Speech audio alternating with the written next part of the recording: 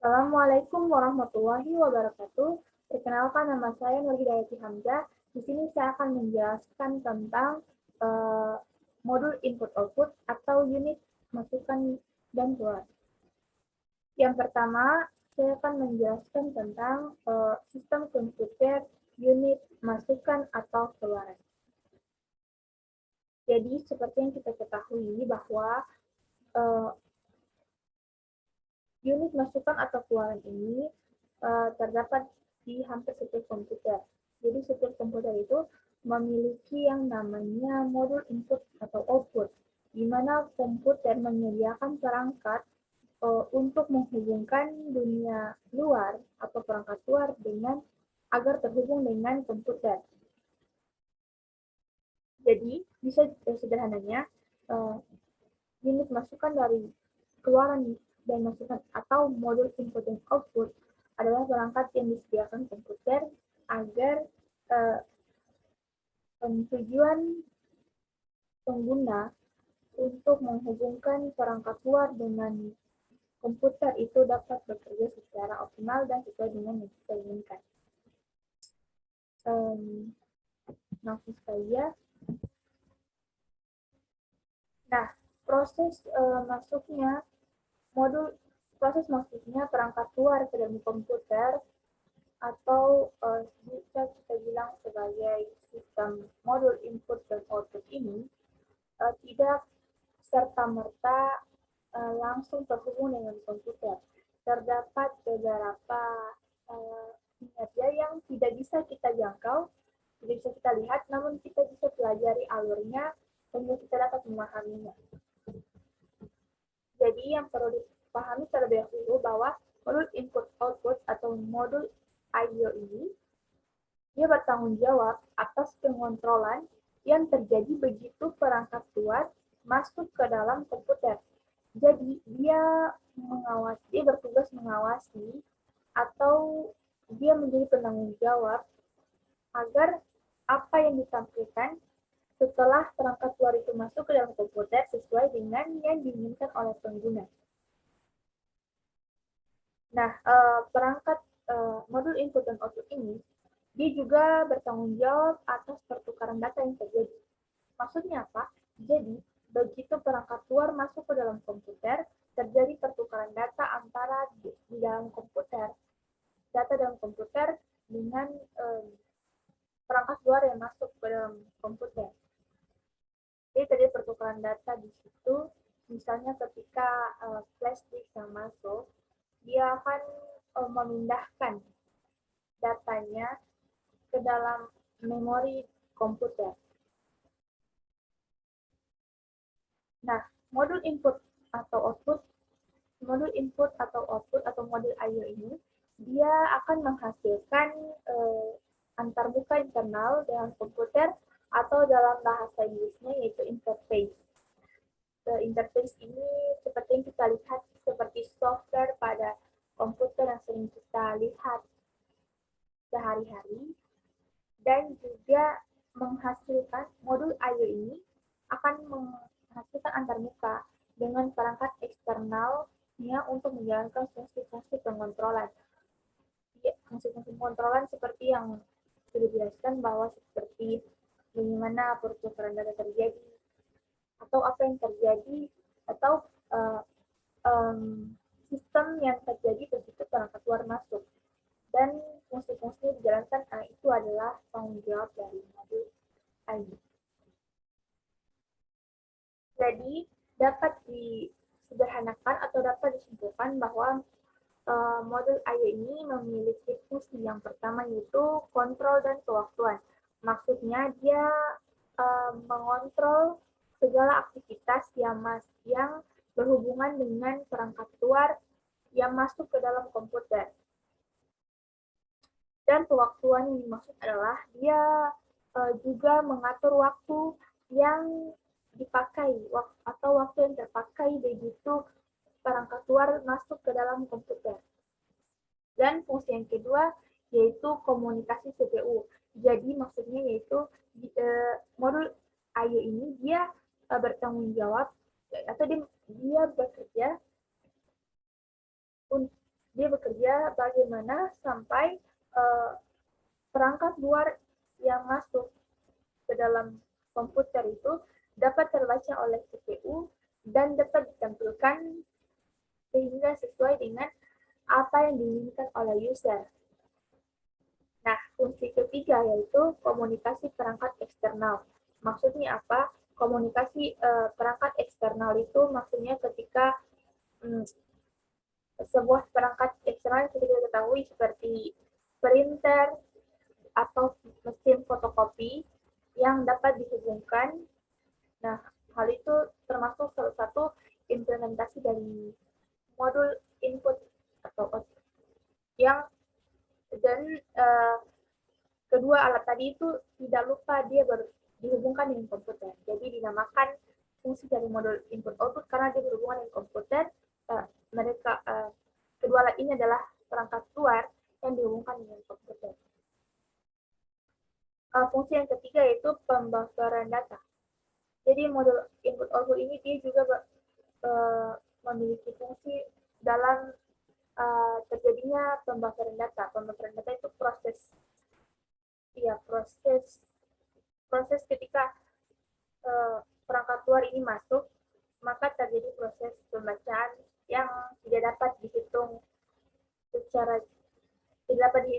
oleh manusia saking cepatnya,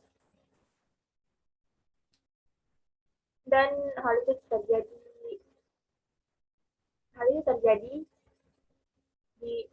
dikerjakan oleh modul input output. Yang kelima yaitu fungsi dari modul input output yaitu deteksi kesalahan. Maksudnya apa? Deteksi kesalahan itu jadi ketika sebuah perangkat luar masuk ke dalam komputer, kemudian terjadi kesalahan.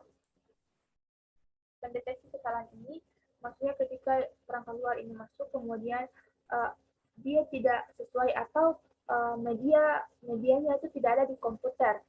Jadi ketika misalnya flash disk dia masuk ke dalam komputer namun tidak tersedia ruang untuk flash disk ini, maka dia akan tertolak. Jadi dia akan mendeteksi lebih awal untuk diberitahukan kepada pengguna.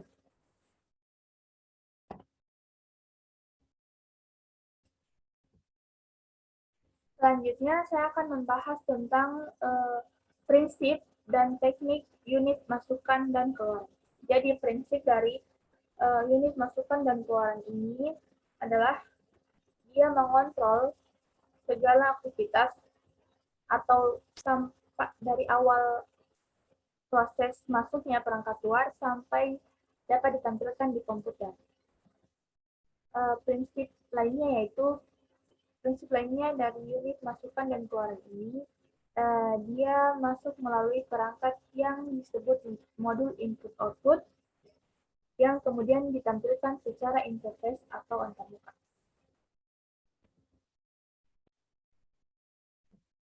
Jadi, prinsip atau teknik cara kerja dari piranti keluaran atau masukan komputer ini atau input dan output ini adalah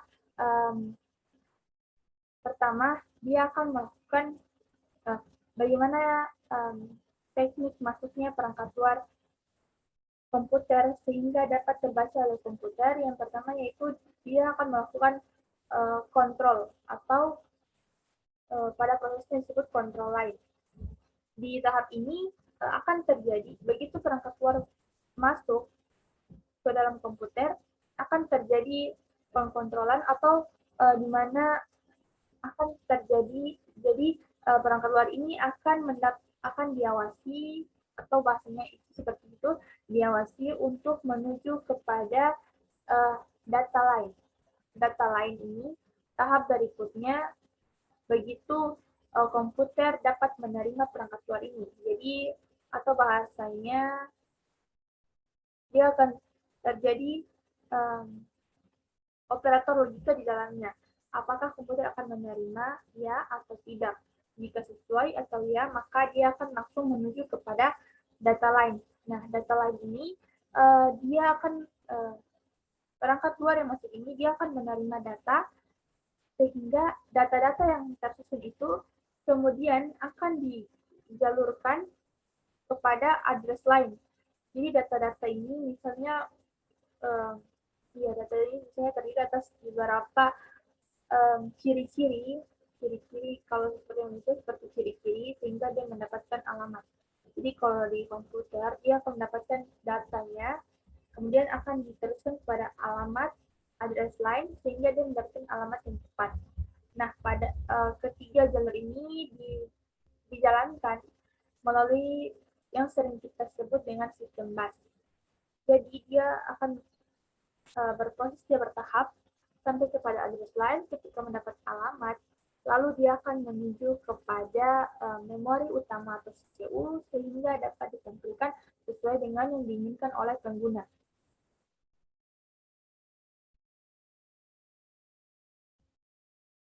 Nah, selanjutnya saya akan membahas lebih detail tentang teknik unit input dan output lebih mendalam. Ada beberapa teknik yang terkhusus dalam peranti masukan dan keluaran ini. Yang pertama yaitu isolate I/O. Seperti dalam katanya isolate atau dia pemisahan. Jadi dilakukan pemisahan ruang pengalamatan bagi memori dan ruang pengalamatan bagi input dan output. Dengan teknik ini diperlukan bus yang dilengkapi dengan saluran pembacaan dan penulisan memori ditambah saluran perintah output. Nah, teknik yang kedua yaitu interrupt atau driven I/O.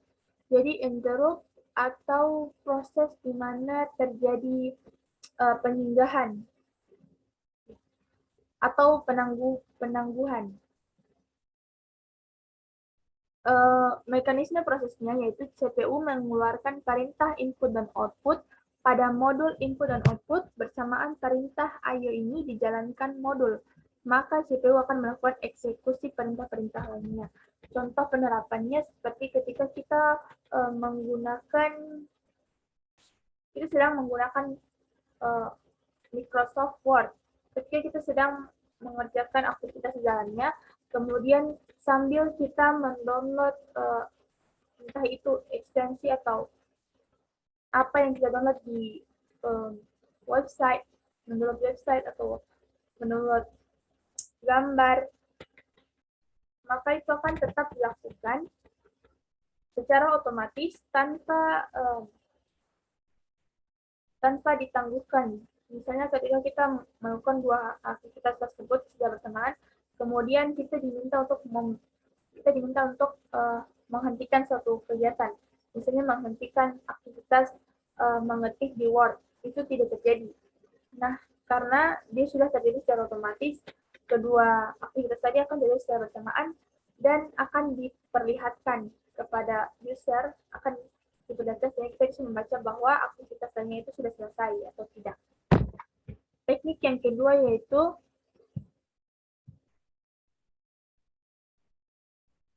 teknik yang ketiga, maksud saya teknik yang kedua interrupt ini dia teknik yang digunakan dalam CPU dalam menangani program interupsi diantaranya multiple interrupt lines, yang kedua software poll, 3 daisy chain, dan arbitrasi bus. Baiklah, itu saja penyampaian materi singkat dari saya. Lebih dan kurangnya mohon maaf. Akhir kata saya ucapkan billahi taufiq wal hidayah. Wassalamualaikum warahmatullahi wabarakatuh.